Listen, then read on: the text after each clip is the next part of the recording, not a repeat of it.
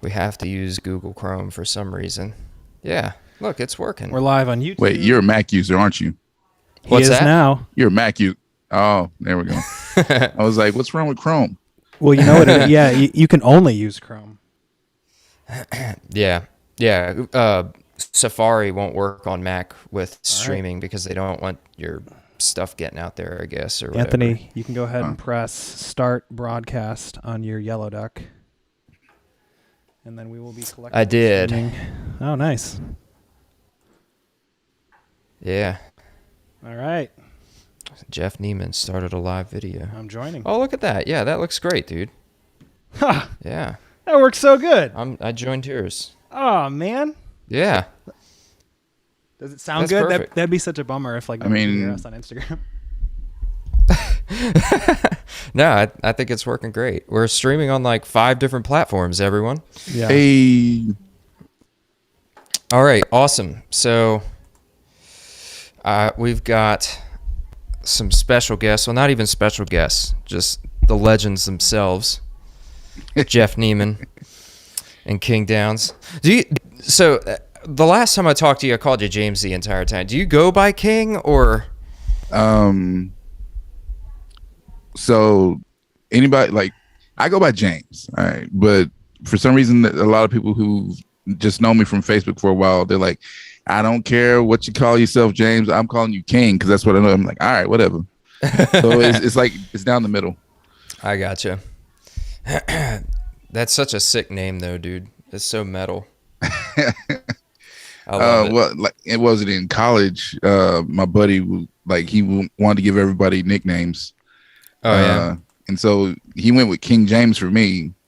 And apparently that was around the same time LeBron James was making it big. So everybody's like, "Oh, you biting the style?" I was like, "No, that ain't what happened." Then when I got on Facebook, there's like 10,000 King Jameses. So I just went with King Downs because they're like I was pretty much the only one. Well, you're just King James the 4,557th. There we go. No, that's a really awesome name, dude. I like it. I like the moniker. I am trying to find our own stream on YouTube so I can make sure it's actually working. Jeff's in charge of that today. Yeah, I see it there. Yeah, that stream is good. Awesome. I think Instagram Live is struggling a little bit, so I apologize to anybody that's joined. Awesome. Was it like lagging and all that? I think I'm just using up all the bandwidth that I have. There we go. Yeah. 4K. Boom, boom, boom, boom. Yeah, man. We put in a lot of effort into doing this. Dude, we got What up, buddy? we got Thanks for Ashwin joining. in the chat on Ashwin, Instagram. Yeah. Good to see you, Awesome. Ashwin. Dude, all right. So for anybody who hasn't joined in on one of these before, if you're not familiar, what we typically do is we check out the song and then we all listen together and then we just kind of reflect and then Jeff normally grills whoever's doing the vocalists on their method and like no what got 'em grilling, no started. grilling today. No, I'm just kidding. You're gonna get grilled, but like grilled in an inquisitive sense. Yeah, we're more interested in like your method and like what. So you call yourself a vocalist? How pretentious do you think you are? Oh, that'd be so mean. No way. No, honestly, I'll just say right off the bat, like, what a privilege it was to like work with your vocals. And Anthony already knows how I feel about this track, and so I'll share that for the rest when we get a little bit closer to it. But no, truly a privilege, man. I appreciate like that, man. when he first sent me the demos, I was like. Like, when you hear something or see something that you're about to work with, you're like, oh yeah, this is gonna rock. You get excited, it's like, oh man, I'm so ready for this. Yep. Yeah. This song, I mean, when you sent me the vocal back, I immediately knew like, all right, this is fucking cool. Yeah, I like this. This is exactly what I was going for. And this is like the perfect example of like, I have been kind of picking and choosing who I offer what song to try to play to their strengths. And I felt like, the end product really does play to your strengths. So I'm happy it turned out the way it did. Yeah. Yeah, it was a fun time. But let's go ahead, and I know Jeff wanted to do the live listen earlier in the stream this time. So let's go ahead and listen to it, and then let's talk to James a little bit, and then we'll we'll go on from there. Yeah. All right, let's do it. This should be pretty cool.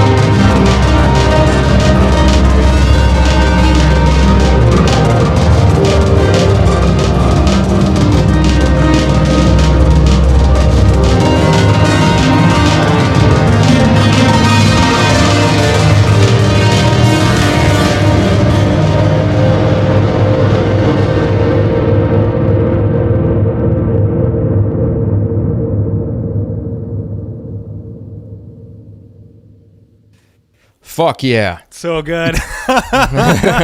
Dude, First off, how many tracks do you have in there? Oh, yeah, man. Good question. A lot. Let's count them up. And this, Anthony, I wonder, does this tie Journey's End, or does Journey's End have more? Because I only got to look at it briefly. This song has about half the tracks Journey's End Athena does? Yeah. Fantastic. So excited. Yeah. This one, we've got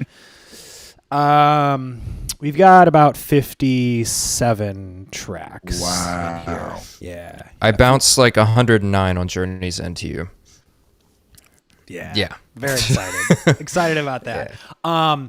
But to be fair, I think this one, if we included the original, the ending that I wrote, that little like techno bit, so that was probably another like 10, 15 tracks. Yeah. So still not quite what, Journey's End's going to be. Yeah. Dude, Ashwood, thanks for the comment on the snare. Funny thing about that, like Andy Sizek like called it out by distinctly called that out. He's like, "Oh man, love that snare. Yeah. So snappy." I'm just like, I'm laying there on the couch like, "Oh, thanks." Yeah, he did seem genuinely excited about the production of this song, which he should be. This song, I think you definitely leveled up in some way. Just the evolution of the first mix to the final one is insane. Like, just to me, this is like Jeff's real Super Saiyan, like the go even further beyond. I was about to say that. Yeah, I felt like with this mix in particular and this master in particular, I felt like everything that I've been learning just really glued, and I knew exactly what I was doing and why I was doing it, and then it just kind of allowed me to focus on the smaller details and make all these quieter, softer instruments come through.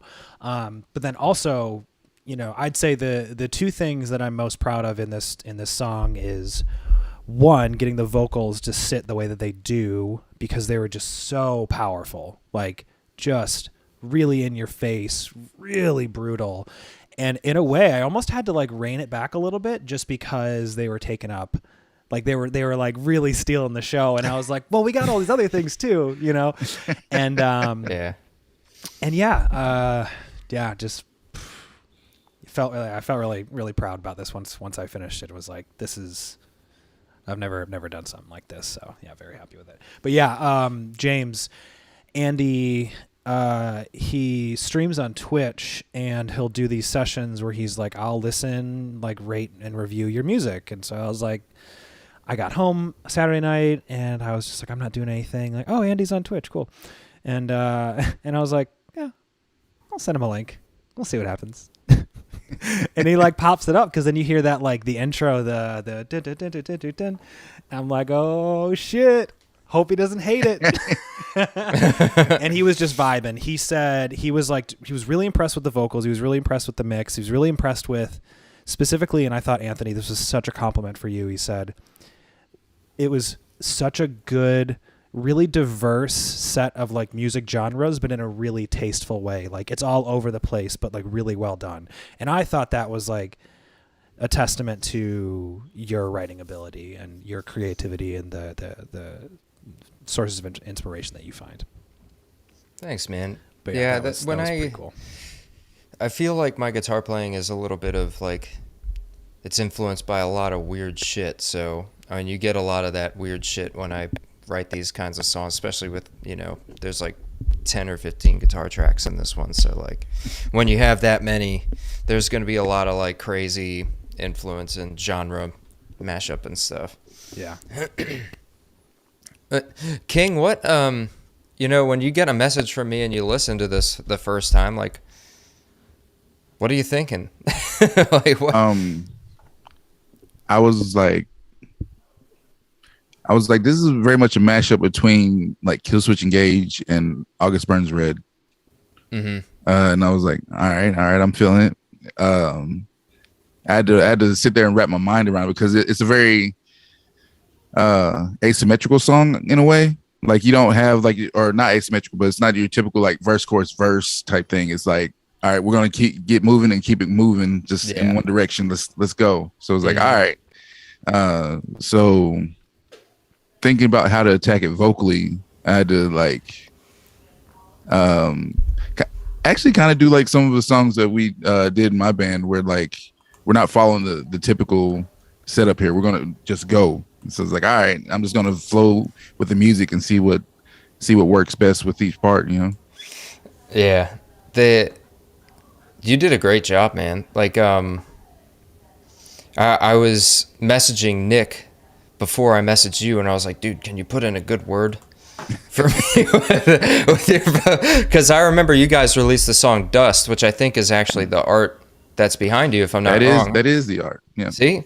Big fan. But but yeah, you guys released that song Dust, and just the cleans and the screams, I was like, he would be really good for a song like Athena. So I kind of specifically had you in mind for this song, and I'm glad that you dug it and did what you did with it. Yeah, I remember Nick brought up to me that he had been chatting with you, and he brought you up several times. I was like, okay, I'm aware of this guy. All right, cool. And then you hit me up, was like, hey, what's up, man? Like, we're just chatting back and forth. And it's like, wait, you like Dragon Ball Z? Do we become best friends? Yes, dude, I am a huge Dragon Ball Z nerd. Yes. I feel bad because I've been slacking on catching up on the manga for Super. So like, I know there's a lot has happened, and like some has been spoiled for me, but I still need to read the storyline. Yeah. I'm like, how are they going to get past Ultra Instinct? Like, how can you go past that level? Like, at that point, your body's on autopilot. What are you doing? Yeah. Dude, every chapter of Dragon Ball Super, I feel like, just absolutely lights Twitter on fire with rage and hate comments and stuff. So I try not to like it's get not into the same. It's not the same, and it isn't. But I mean, I'd much prefer have Dragon Ball Super than just playing the same damn story in a Dragon Ball Z video game for the next 10 years like we were doing. So there's my Dragon. I mean, yeah, I get it, and like, believe me, I've been enjoying Super. It's just like at this point, like, I can't see any other technique surpassing Ultra Instinct once like he's mastered it. So it's like, what are we gonna do at this point? He's gonna go Ultra Mega Instinct. There we go. Level 2. All right, nerds.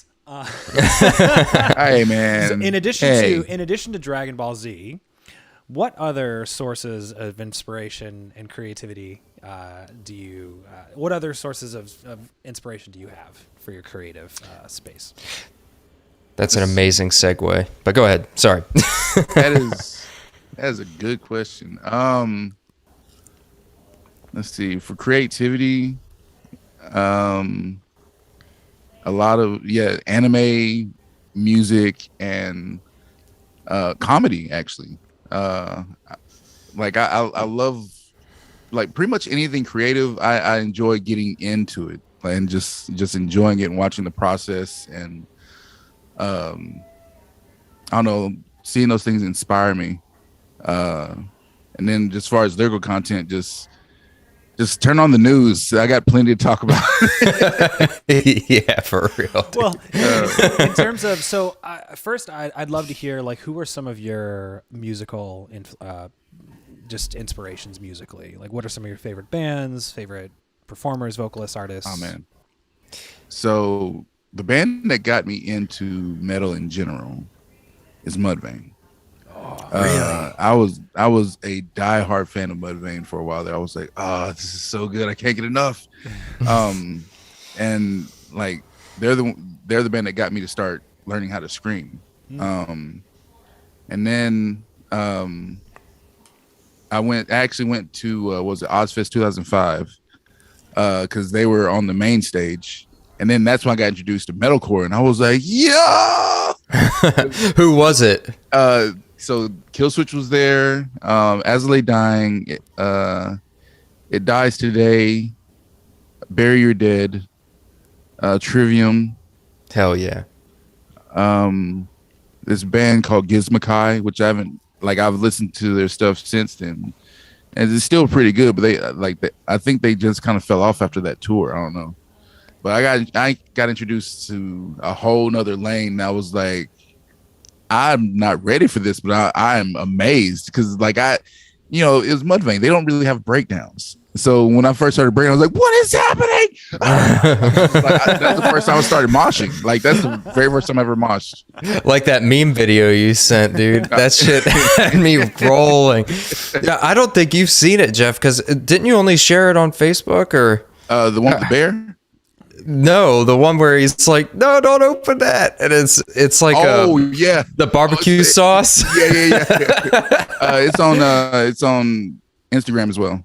Oh, is it? Yeah. I gotta send it to Jeff. It's King and like two other guys in a kitchen, and they're about to open up this barbecue sauce, and it says like "open the pit" or some shit on it. And he's like, "No, don't open it!" And then they open it, and like metal starts going, and they're like all moshing in the kitchen. It's pretty good.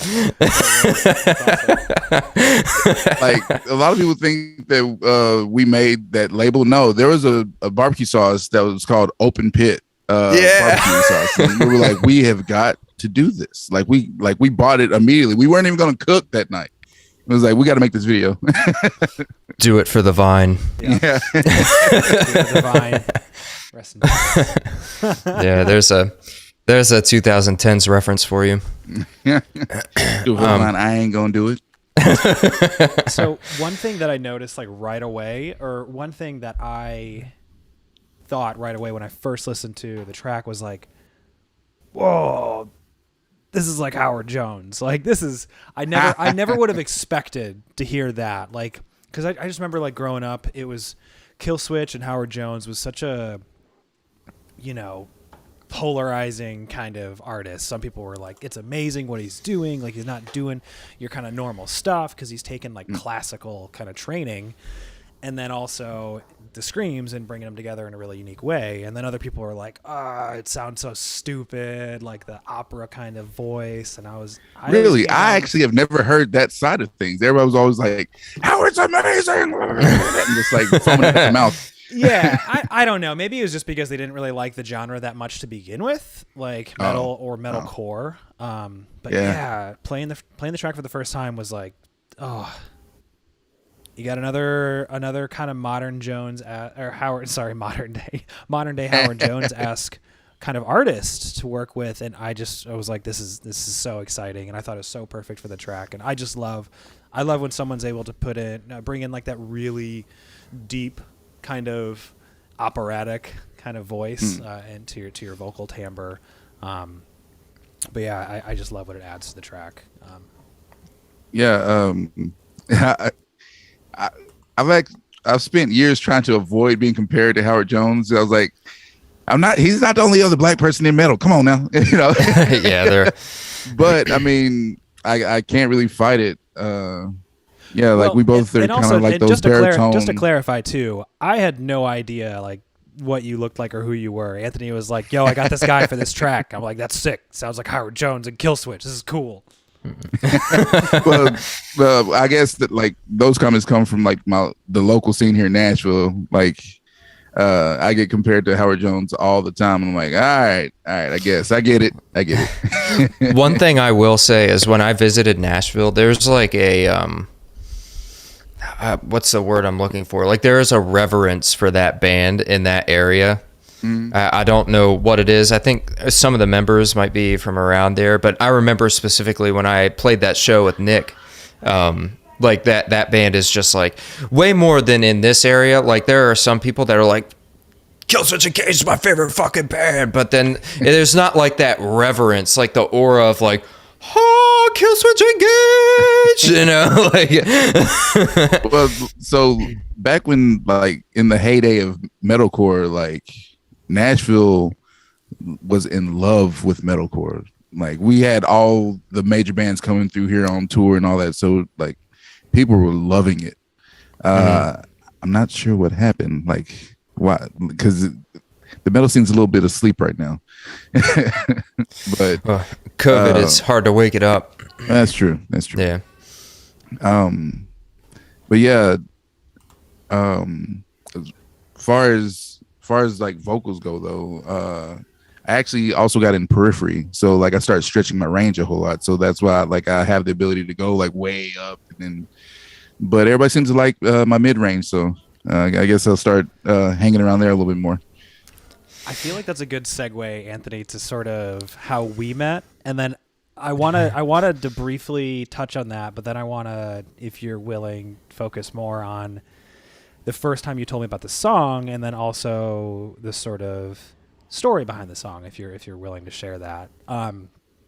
Yeah, I'll kick off the easy part. So Anthony and I originally met standing in line for a Periphery concert, and I really love that band. I found Misha when he was just Bulb, and he was playing Icarus Lives through an Angle Invader 100 when he looked like he was 13 years old, and this was in 2006 or 2007, I believe. So maybe, I think like 2 years before the air, I think 2008 or 2009 was when the first Periphery record came out, and I've just been a huge fan of their work. I find a whole lot of inspiration and motivation from what they do, specifically Mark Holcomb. I have his guitar. So Anthony and I are standing in line, and they're talking about like a riff of I think it was. Do you remember what the Remain riff? Indoors. Remain Indoors, yeah. And so he's with his buddy Tim, and they're just like kind of humming this riff to each other, trying to figure it out. And I'm standing in line, like, you know, right in front of them. I'm there by myself. That's how much I love this band. I was like, they're coming through Maryland. I gotta see them. You know, I don't have a lot of friends. Hometown really show. Metal.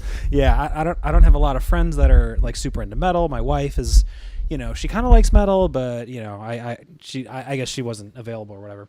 And so we're standing in line. I hear them talking, and I just kind of, you know, I'm like, is that Remain Indoors? And they're like, yeah. And then we just start talking about like we just start geeking out about Periphery stuff. And that leads us to like we're hanging out like at the concert, we're standing by each other because I'm like they're by myself, they're just with he and Tim, and he ends up sharing the story behind Athena, which I felt like told me a whole lot about Anthony as a person, because he was willing to share something that's meaningful to him. And with that, I'll let Anthony kind of tell the story of Athena and the why it's so special.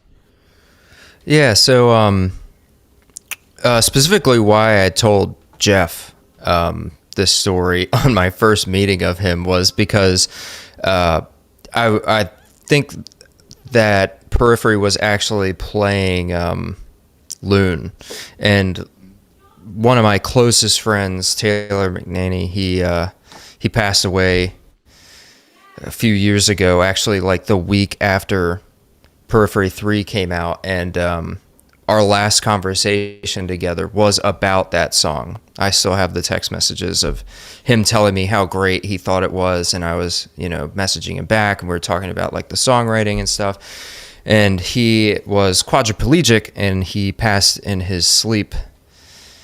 He became suffocated. But anyway, before his paralysis, years before that, we actually wrote a lot of music together. And when I started doing this album, one of the first things I wanted to do was make sure that I pick one of those songs that we wrote together. And Athena is the one that I chose just because I felt like it was the strongest. It has the most energy. It kind of fits in with the other tracks, even though it's like kind of older in comparison. Like it's less like modern kind of sounding in the guitar playing, in my opinion. But that's really where this inspiration came from to include this song. And why it is special to me. I mean, any song is probably that I put out is gonna be more special to me than anybody else. But this song specifically, my friend who's no longer with us originally wrote some of the guitars and helped with the songwriting. And I remember sitting there with my, you know, the Kraken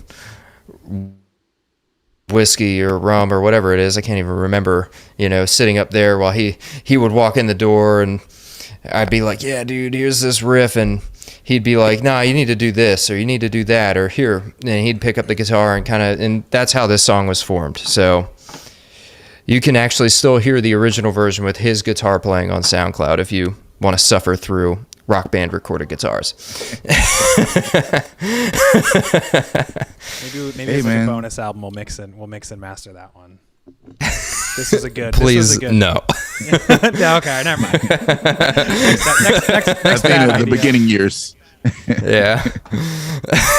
But yeah, thanks for giving me the time to talk about that. I've been looking for the right spot to kind of air that, because it is an important story behind one of the songs on my album and what I've been doing. So yeah, thanks, man. This is the thing that kind of really surprises me. No, Ashwin. The thing that really surprised me about this song was how this song is about 10 years. You wrote the song like about 10 years ago, right? Yeah, 2012. Yeah. So it's coming up. I'm pretty sure the initial recording is from like 2011, 2012. That's right around when I graduated high school, and he was living with me at the time. So that's when this would have been recorded. And then I discovered SoundCloud and uploaded it there, and yeah. And so when I say, James, what a privilege it was to work with you on this, I say that in the context of that story, and that's a story, excuse me, that I thought about every time I approached this song. So I felt a sense of obligation to quote unquote go Super Saiyan on this, to not, I always approach everything and give my best to it, but I felt this like really almost like divine sense of feeling of like motivation to pull me to some higher level and stretch myself in a way to make something that would be honoring to Taylor's memory, and I think that I hope that this song does that. So it does, man. You absolutely killed this, and I couldn't appreciate your friendship and your collaboration, and you too, James. But please, like, it's a wonderful song and its origins are great, but the final product is incredible. And I appreciate both of you very much for being a part of it. I appreciate you reaching out to me, man. I remember when I was getting the demo ready, my band we were in the middle of releasing our album. So like it was taking up a lot of my time. And so I was writing some lyrics, and I was approaching the song a certain way, and Anthony was chomping at the bit. He was like, just show me a little bit of it. I'm like, all right, let me get something I'm proud of. Then I sat on for a while, and I was like, nah, I need to redo this. And so like I was like, give me like a week, I'm redoing. He's like, no, just let me hear something. I'm like, no, let me just redo it. And like I rewrote the lyrics and everything, and rewrote the melodies. I was like, nah, I gotta really like break my foot off in this one. I gotta put something in on this. So I finally like rewrote the lyrics, and actually it was around the time a bunch of protests broke out, and so that's why the lyrics kind of go in that direction of like, all right, the world's in turmoil, and he's like, this song is about it was written off of friendship. So I was like, all right, well, at least let's have that thing of like talking about let's band together and, show love towards one another instead of like being divided all the time. So, I like wrote that out and then just busted out the demo quickly but efficiently, and then got it back to him. He was like, yo! I guess I did something right. Yeah. Dude, I always really try to be emotive over text, and you probably know how hard that could be. Yeah. Like, because you want to send the impression of like, I'm really excited about this, but you're also sending like a Facebook message. So it's like, how do you do this efficiently? So I'm glad you got that message from me. Yeah. And one thing about your lyrics, you kind of got into the themes and the concepts of where you went with the song. Actually, where you go at the end of the song is very thematic and kind of emblematic for the mythological character Athena. She's all about wisdom and that banding together and the chivalry of allies is one of it, or some of the core values of her character in mythology. So it's a little bit of dorky, even more, maybe more dorky than Dragon Ball Z lore for you. Or you're educated and cultured. There we go. Yeah. Yes.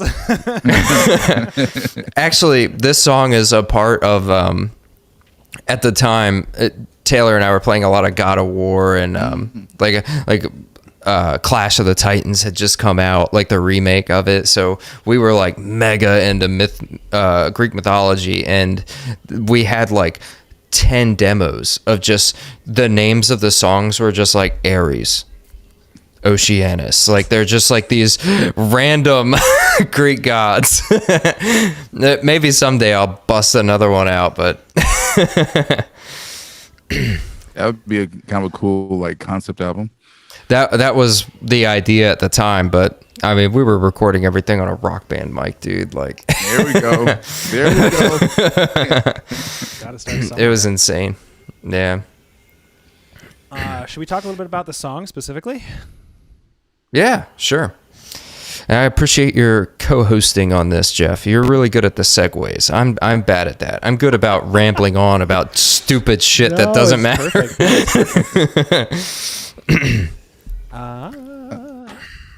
I'm gonna check some of these chats here. Oh, my mom's in the chat. Hey. Oh, and she only commented like 1 minute ago. Ooh. And all she said was, "Hey." Hey. She's probably gonna tell me like, "Text me back." Mama, busy. Why have you left me on red? I can see you're on your phone. Ashwin posted a comment. How did you make the different sections stick to a particular theme? I think that's a question for both of you, right? But maybe more so for James. Not sure. Ashwin, do you want to clarify, or otherwise, I think they'll both kind of answer in their own way. Yeah, Ashwin, do you mean more? Well, I guess he could mean both, but do you mean more as in, songwriting or lyrical themes? He said for everyone. All right, everyone, let's make the rounds. All right. James, we'll start I with you. defer to James. Well, I mean, I don't know. As far as like the lyrical content, I mean, you have to stay on subject.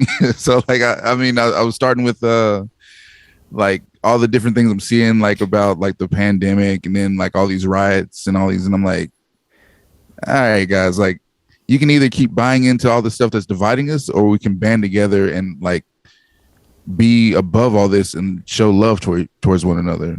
And so like it was literally just building with the music, and like, all right, gonna talk about all the stuff that's the problem, but then push towards the end to like the big finish of like, hey, let's drop all this and work together, So that's basically like I followed the attitude of the music and just built with it.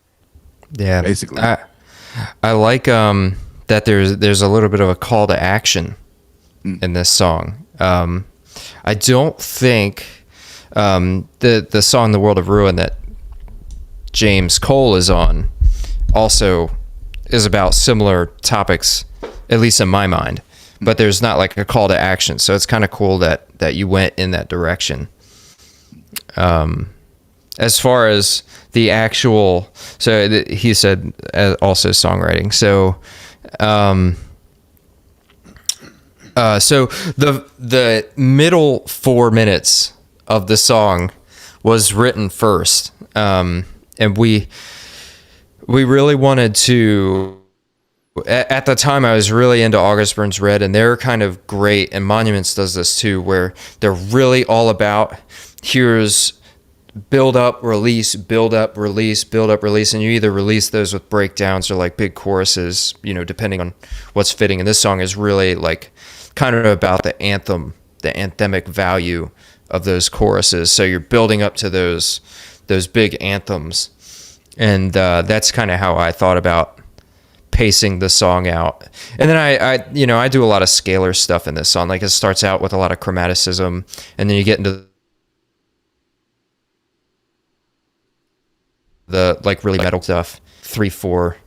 Like it's bouncing around like a lot of like scalar, just like riffing, but how you pull, in my opinion, how you pull that like riff salad songwriting style together is with build up and release. Like that's the key to like, how can you have like all these cool riffs that still keep people's attention? It's by build up, release, build up, release, build up, release over and over until the song's done.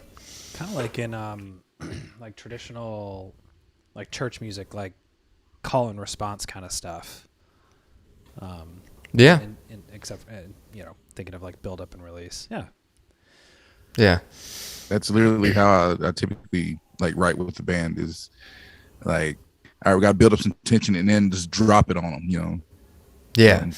And typically metal, your biggest things, like the hardest things that you can drop on them are the choruses and the breakdowns. Like and this song doesn't really have a traditional breakdown. It's mostly just building into the next anthem, the next part we want you to be singing along or screaming along with, and that's how I think about this song. Yeah. It's just it keeps becoming more and more intense between each chorus, because I didn't write it with just here's the chorus. There are like 3 or 4 in this song. Yeah. And even the structure of it changed, right? Like I'm trying to remember now, what exactly did I pitch to you that we implemented into the changing the structure of the song? So I know it had something to do with the last part just before this sort of techno ending. I think that was more in the middle of the song, right? That was the part that was the part that was written first, right? Wasn't it? Yeah, so like the last minute of this song, Jeff actually rewrote, and I find it funny that you're asking me to remember what you did. But I was doing so many other things, If I got an idea, and that's another thing that I'm really like thankful for in this collaborative relationship, is Anthony will take my ideas like very gracefully, and for the most part, I think you've liked them and been like pretty excited about them. But this one I felt very apprehensive to pitch to you, because I was like, hey man, I know the backstory in this song, and I want to take this entire section and move it and just rearrange everything. I want to move it, and then I want to make it 3 times as long. I think I originally, because the last part of the song, like that's a section of the song that still to this day, I've heard this song hundreds of times. I get so excited every time it comes on. The very end. Just play the riff. Yeah, I'll just play it. Lead into it.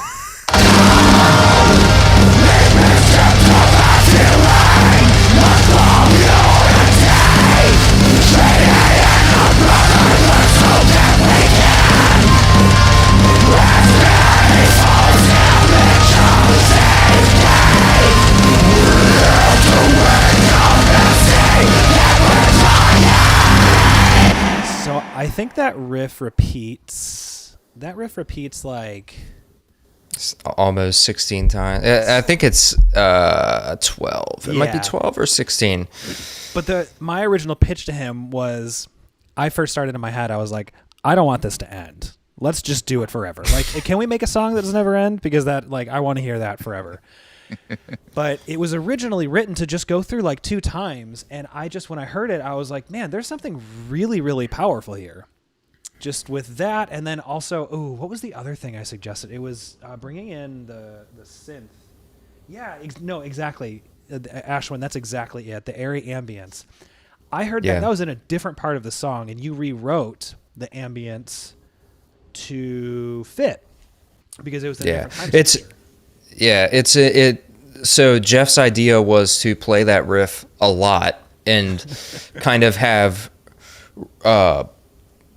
like theme and variation on previous melodies, like guitar melodies within the song, and that's kind of the direction that we took it after that, because it plays like this riff that came on earlier, the which kind of makes it sound like Mario when I'm doing that, but like yeah. So you have that going on, and then his idea was to bring back the melodies like that synth melody. You have the guitar melody from the section before, and to kind of bring in those different choruses and like rein them in and provide some continuity to the song. That was your idea. That was how you originally pitched it to me. And so the airy synth part is actually, that's the second thing. That's probably the second big thing about the song that I'm most proud of is just that. I mean, we'll just like listen to the serum part.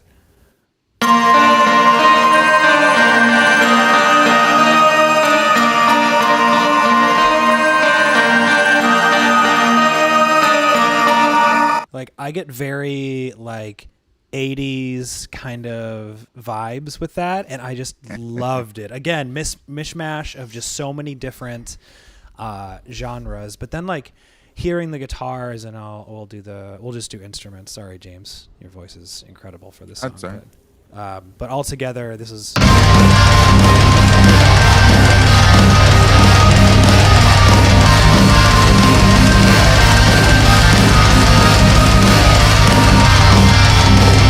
So I think my original pitch to him, once yeah, what up, Ben? Thanks, man. Thanks, appreciate it.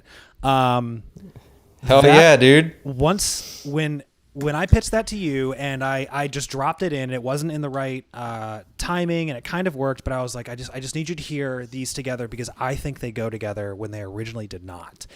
And that's a section of the song that I want to listen to forever. Like to this day, those synths, that guitar riff, I just love it.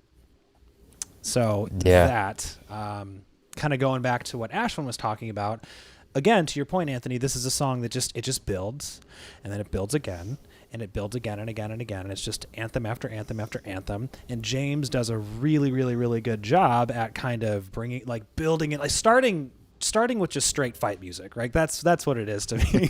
and then taming it back with that like really catchy chorus, like really powerful, really big, really positive vibe kind of thing.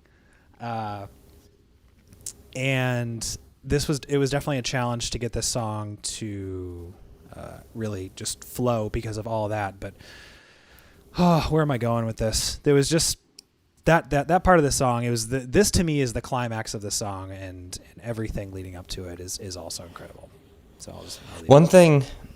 That section that you just played with the guitars and the airy synth in the background, it always makes me think of like the album's called Adventures, and it makes me think of like standing on a cliffside with like wind blowing through your hair. Like it really gives me that sense of like I want to be, I'm on an adventure. Like it just fits the theme of what I'm going for, I think, really well. Yeah. Is it fair for me to say that? Am I allowed to declare that this music I wrote does exactly what I want? No. I think not only are you allowed to say that, I think that we should be, and James, please feel free to correct me if I'm wrong, but I think we should be proud of the music that we write, because at the end of the day, it's art. Right, and we put a lot of effort into creating this art that means something, and that's what it is too. Like it's not just noises, it's not just sounds, it's something that means something, both to us and then also to listeners. They're going to listen to this, they're going to hear something, and they're going to get something totally different out of it, or maybe something exactly that we wrote. But yeah, I think you can. Yeah, I mean, like that's my goal. Like when we're writing a song, and I have a specific mood. Or attitude that I want to capture. Like I feel like I failed if I didn't pull it off within the song. I'm like, all right, we gotta rewrite this part because it's not getting what I'm looking for. Yeah. So like the fact that you captured exactly what you wanted is a success. Like you did exactly what you wanted. That's good. Yeah. I just think of when I listen to these parts, I kind of think of scenes like that. Like what cinematically, like what would I want to see with this in the background? And this song is very cinematic like that, especially with the intro. But I mean, I just wanted it to be, the album's called Adventures. This is the opening track. I want it to be literally like, I don't know if you're familiar with the game, The Breath of the Wild, Zelda Breath of the Wild. I have not played it. honestly, I haven't played much of it myself, but the cover of that game is what I wanted this song to be like, and I feel like I nailed that. So. That's fair. Jeff, I think your image is frozen. It is. Yeah. Okay. You might need to reset your webcam or something. Well, it's the least important thing of this whole stream, so. Why don't you show us some of the some of the work that you did, like some of the bits that you found interesting, or I mean, now especially that we've worked so hard to get this Logic Pro session into here. Let's hear you. True. I mean, yeah. We can start with the orchestral section, and I'll bring the volume down. So I mean, I don't know if it's gonna work if I play it simultaneously and talk. But yeah, what do we want to show here? We could show the EQ. Because I mean, we've got 2, 4, 6, 8, 10, 12, 14, 15 different. Oh yeah, and the percussion. Totally forgot about that. So making the orchestral section and the percussion section fit together. Just have that in the background. Yeah, just making each one of these instruments fit. Just show you the tracks. Very delicate.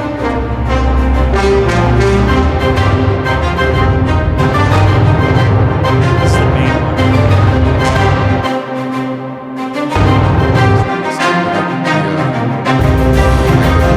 The protagonist is like running through something, like trying to get to like their buddies, and right as like the music kicks in, like he finds like the boss of the level that he's got to fight, and he's like, all right, here we go.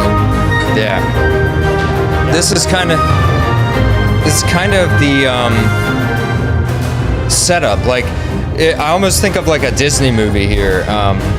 Like, you know, they're like the beginning of Frozen, where they're like lifting huge cubes of ice and stuff. Like, this is just like going through the world, and you're seeing the people, and they're doing their thing, and then, wait, is this some antagonism here? And then the song comes in, you know? Yeah, that gap.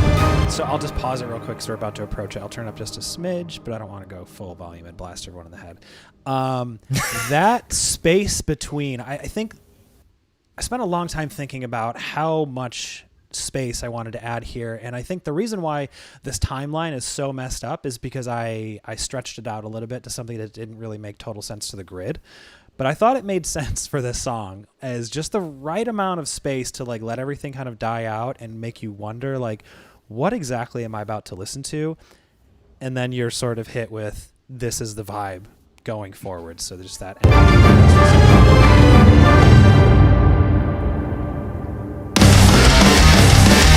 I think getting the timing of that was kind of a creative challenge in its own right. I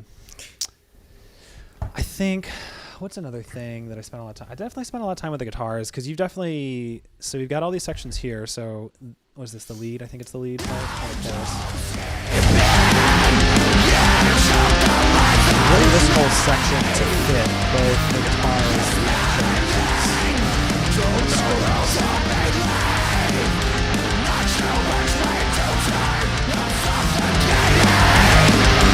I call this the power metal section.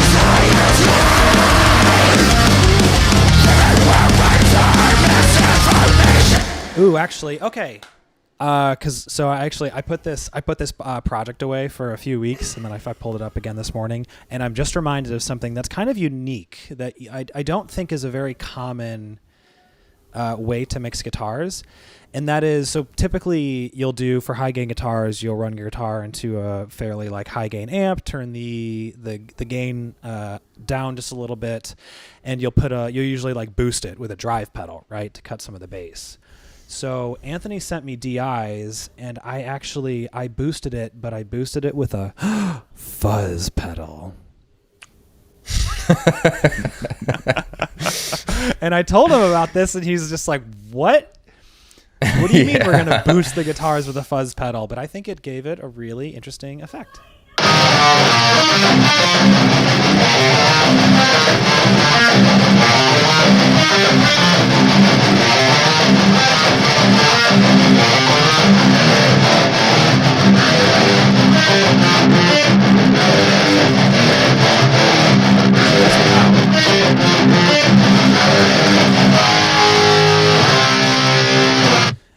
reason why I did that is two things. One, because there's a much better producer, mixer, engineer than me named I think is Cole Keller Studios on YouTube.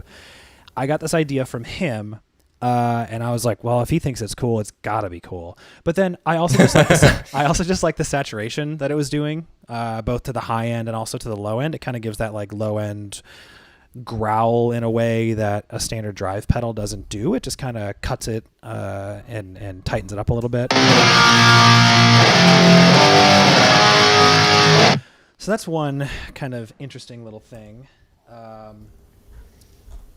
Just the bass and drums impossible. Yeah, absolutely, Ashwin. That's kind of a core thing we had to do first, was getting the bass and the drums to sit right together. So those are the guitars. We'll talk real quickly about the vocals because I did kind of allude to that. James, what you sent over, we had all these extra screams that I kind of saw them as like backups. And I decided to not go with them. I decided to go. I kind of took the ones that I felt were fitting the best together tonally, and this is the time when I decided to finally pull the trigger on this bad boy, the Soothe plugin. That thing is worth its weight in gold. I don't know if we want to listen to just your screams, but we can do it. Let's do right here.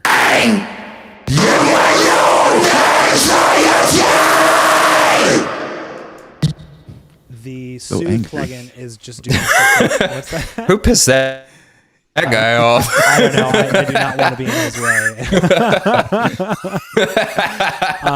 But the Soothe plugin is really, really cool. And so for Ashwin and any other music nerds, music production nerds, the Soothe plugin is a resonant frequency compressor. So it operates like how a multiband compressor operates, and an EQ, like a really, really, really fine EQ where like you set the Q as high as it goes to just notch out little frequencies, but it's doing that all over the frequency spectrum. So here we can watch it work.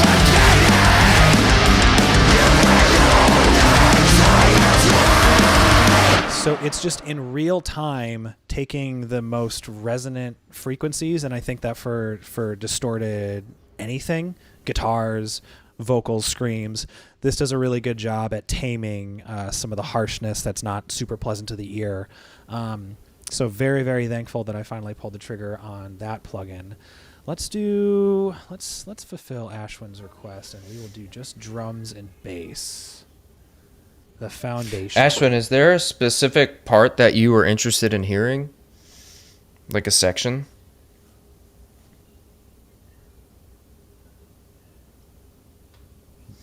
We'll start with, unless he says, we'll just start with the intro.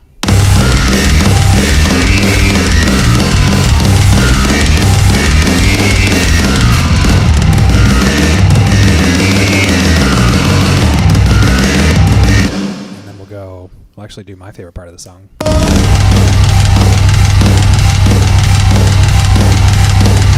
Well, that wasn't as exciting as what I was expecting, but but point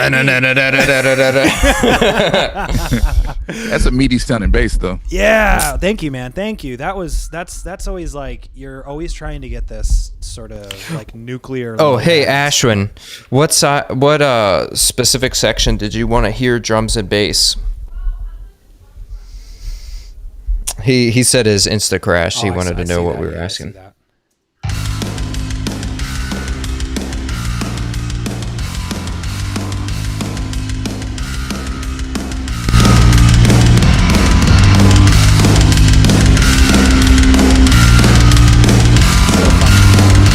You would never expect what the song is just hearing these things out of context.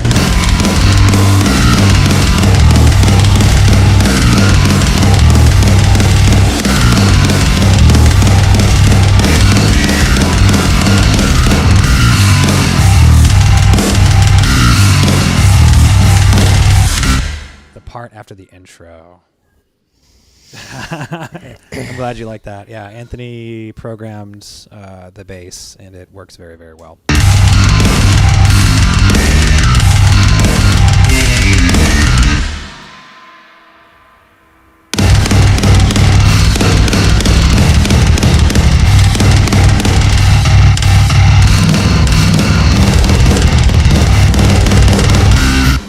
gallops are pretty sick. So did you use solemn tones for the bass? Sorry. Euro bass. Oh, Yeah, Euro okay. bass. Euro bass too. Yeah, and you bounce. Yeah. Yeah, you bounce me the bass, right? So we'll just show. Ooh, yeah. So not a ton going on. Like this is the frequency for the bass. This the raw bass coming in. Then that's my bass. I do like a mix bus for the bass, and this is where I'll do like final compression, and then I do sidechain compression and I take it from techno music, where you sidechain a compressor to compress a certain frequency, and you'll tie it to a different instrument or track. In this case, for bass, you do the kick drum, and so every time the kick drum hits, I'll just do the drums and the bass. Every time the bass hits, it's gonna duck slightly in the frequency range that I.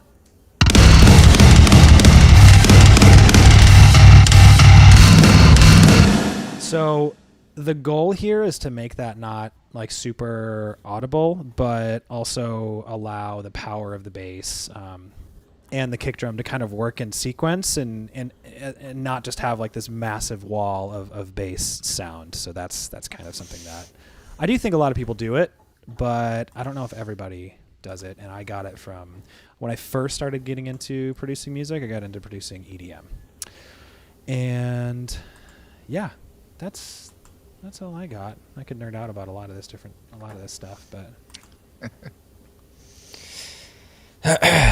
I think over time, my favorite parts of this song changes, and after hearing many other people comment on it, I'm pretty sure my favorite part is the brother versus brother.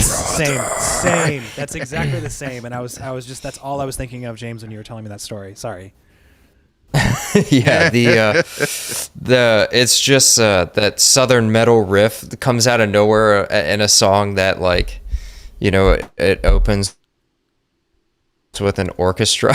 And then it's just like, is every time I die here? Like, what the and the vocals are perfect. Yeah, just about like everybody that I really respect their musical opinion, when they listen to the song, they always point out that part, and now I'm like, I hear it. Yeah, that is like the best part of the song. Yeah, throughout the song, it's like, do different members keep coming in and playing? This isn't the same band. What's happening? You know, James, honestly, I kept forgetting that it was just one vocalist, because the style with your scream, the timbre of it is just so different from your singing voice. And I wonder if you do that intentionally, or if that's just something that's like very natural for you. Yeah, that's just the way my voice works. Like I've had to mold the way I scream around being able to pull it off live, like singing live and screaming. Like when I first was learning how to scream, it had a different sound to it a little bit, but I found that it would fatigue my voice a whole lot more. So I absolutely hated going and seeing bands where the vocalists can't do what they did on the record live. And I was like, I can't, I can't do, like, I can't be in that same boat. So I guess it was intentional to find a technique that allowed me to do both. And in turn, it changed my scream sound. And so you kind of you don't do a lot of false chord, right? Like most of your screaming is based in more fry screaming. You know, I'm not sure. Like I've been watching videos to see if I like. So you're just a know natural, the difference. Man. Yeah. Okay. It me like shooting in the dark, trying to figure out what works and what's not blowing my voice out, and then like.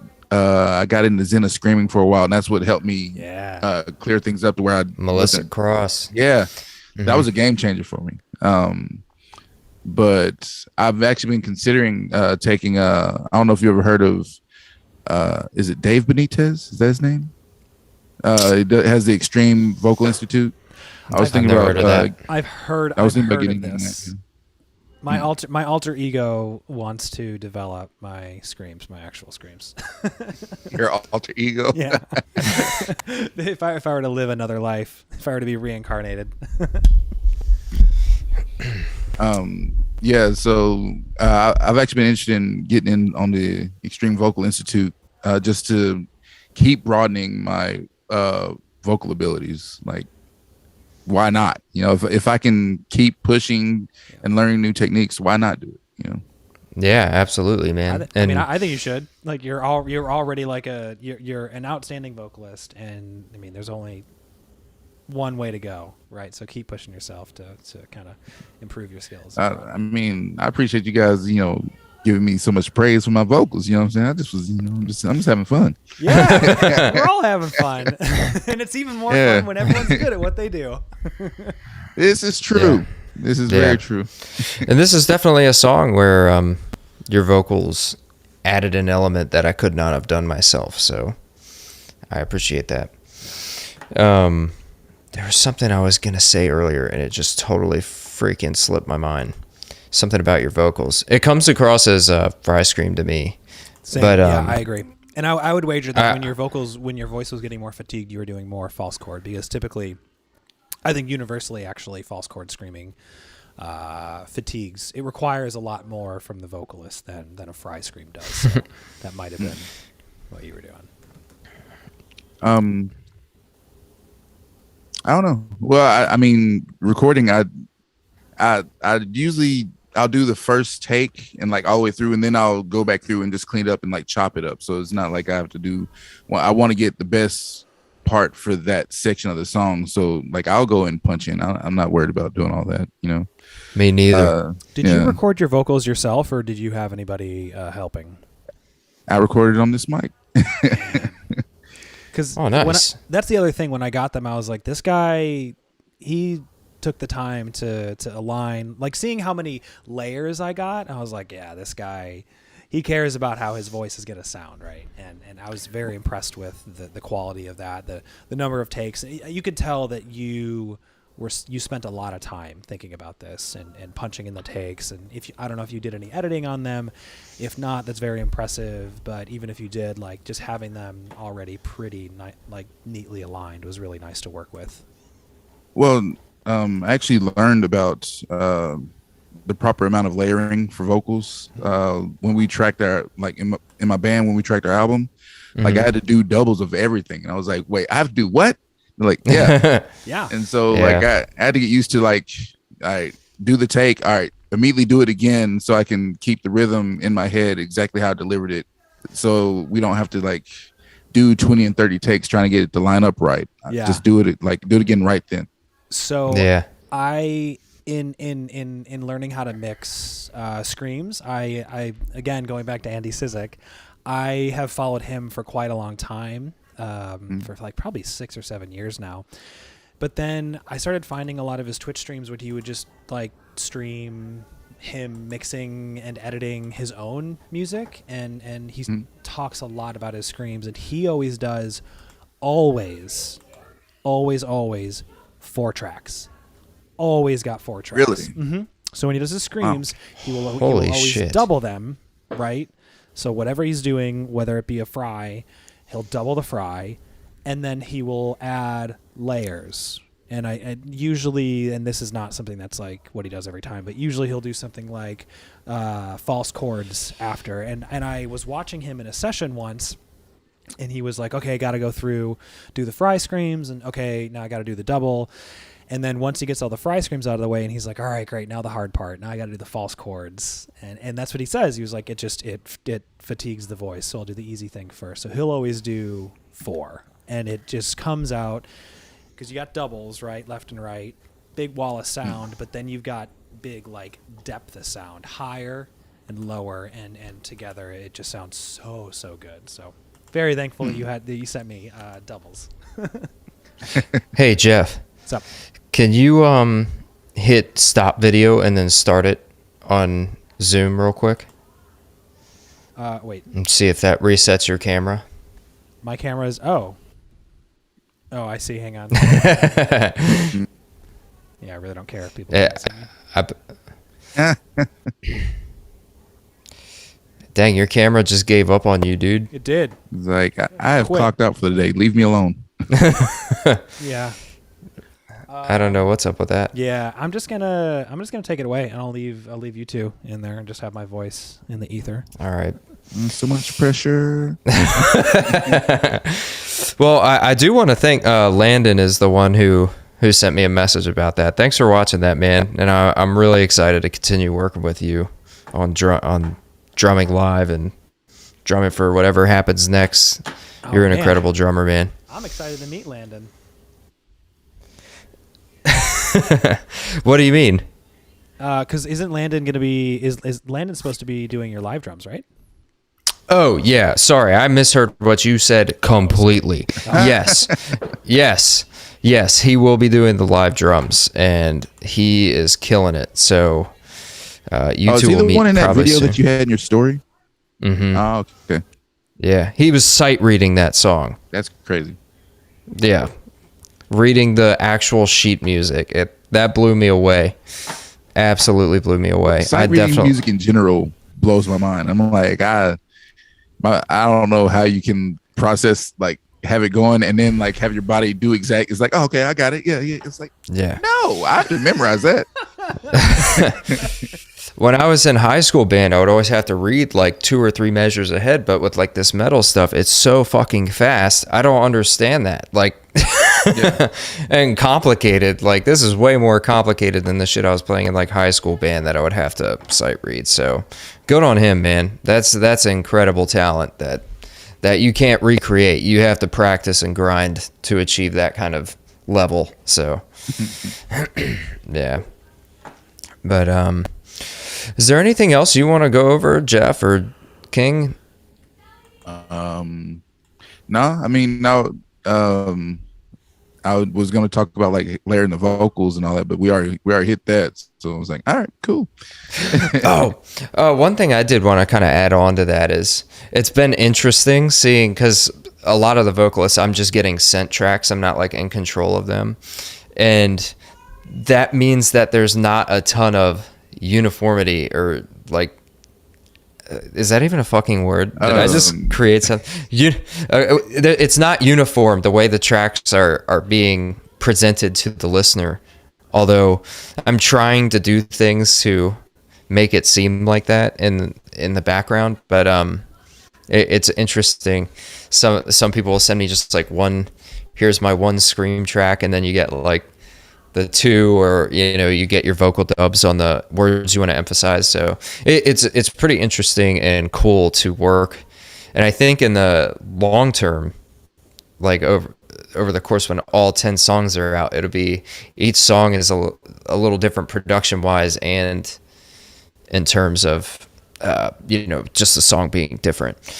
So Yeah, that's definitely that. I mean, that's a good point. So Anthony and I have been working on and producing these songs over the course of, I think we got the first one out in February.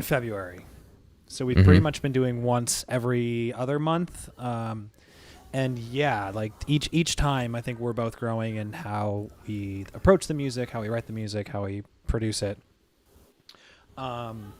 First, Ashwin says, still a far dream for average gent kids like myself. That's not true, Ashwin. You're a very talented, very good bassist, and you're pretty good at music production. So I'd say you're above average there, bud. Ashwin, back. There's no bass putting boosted. ourselves down in this stream. Bass boosted. There's badge only, now. yeah, he's great. Please check him out. He's playing bass on a track we've got upcoming called Liminal. Which is actually going to be on Adventures. It was a song that I was originally intending to release under my name. Anthony and I wrote it together. He came over to my place, and we just wrote the track in a day. And then we met Ashwin on the internet, and that was like, hey man, you wanna throw down some bass for this? So we've got live bass track coming out. I don't know when it's going to come out, but yeah, really really excited about that one. James, plug your stuff. Where are all your outlets? What are all your bands? Where can people find you? Well, at Meditator Band on all platforms. That's pretty much the only thing I'm doing right now. Me and my girlfriend have been talking about doing a collaboration project, but that's still in the beginning phase. That'd be cool. Yeah, and she's an amazing vocalist. She always tries to act like she's not, but she puts me to shame when it comes to like writing harmonies. Man, she's the one who helped me with the harmonies on this song. And I was like, oh, okay, yeah, that sounds good. All right. Yeah. I think that's the only thing I came back to you with when you sent me the first version was like, hey, throw some harmonies on that one part and like just more cleans. All the cleans. But yeah, Meditator Band, go rock that stuff and yeah, give us some spins, show us some love, please. Their album World Watcher is the shit. Hang on. What happened? Oh no.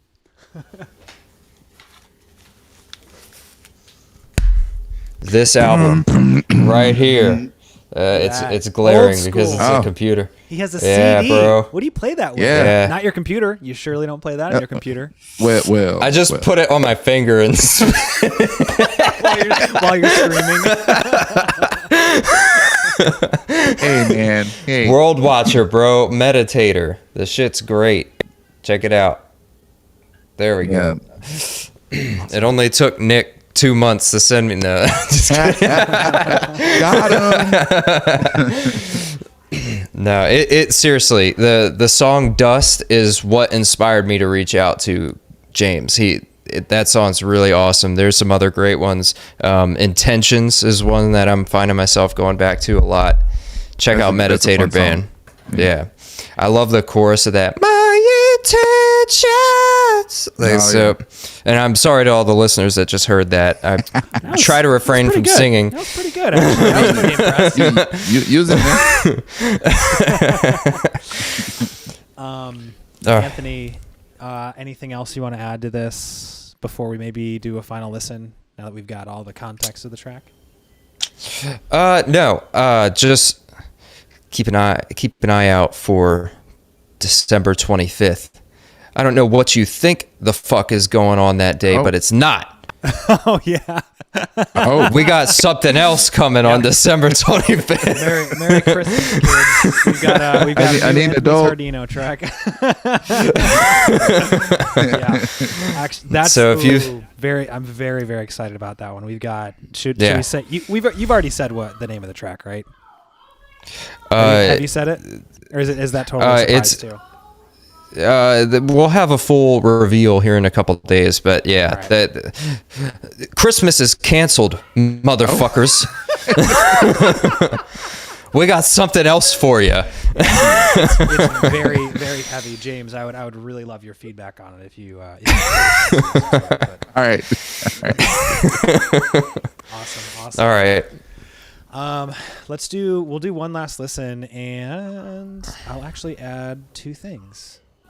One was something that I kind of forgot to say because I don't really talk about myself a lot, but Anthony let me write the outro to this song. So I was very, very thankful for that opportunity. The whole like techno thing. And two, this is just the working session. So this is not actually the final master that you'd be hearing on streaming platforms. That is just a single bounced wave file. And I thought this was far more interesting so we could see all the tracks.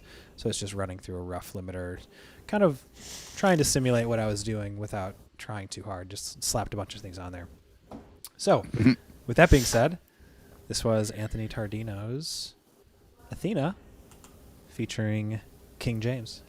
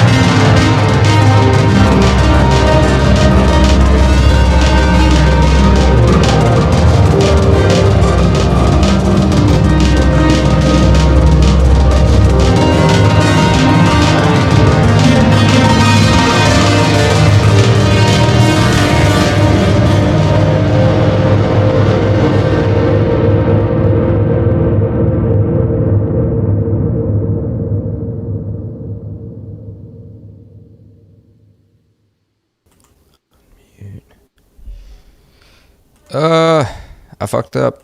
There we go. Now I can be heard. All right. Awesome. So good. So good. I appreciate both of you guys so much. Thanks for doing this with me. And I put this in the Facebook chat, but this is my favorite way to bookend a project that, has literally occupied each of our brain spaces probably longer than we'd like to admit.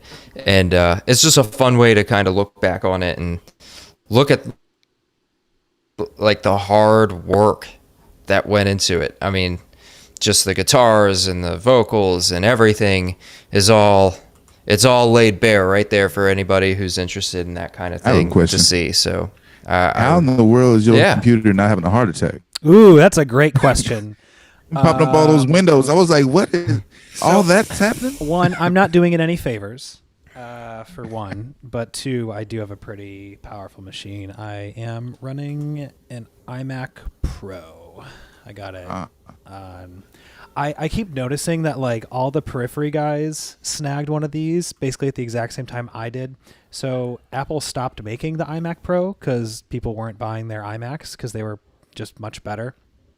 And so, yeah, everyone bought them before they completely just went out. So it's like eight cores, 16 virtual cores, 64 gigs, a RAM, terabyte solid state storage. So it's a beast, and it's nice because it helps. It's crutches for me, and just being able to add plugins without having to really think about the overhead space.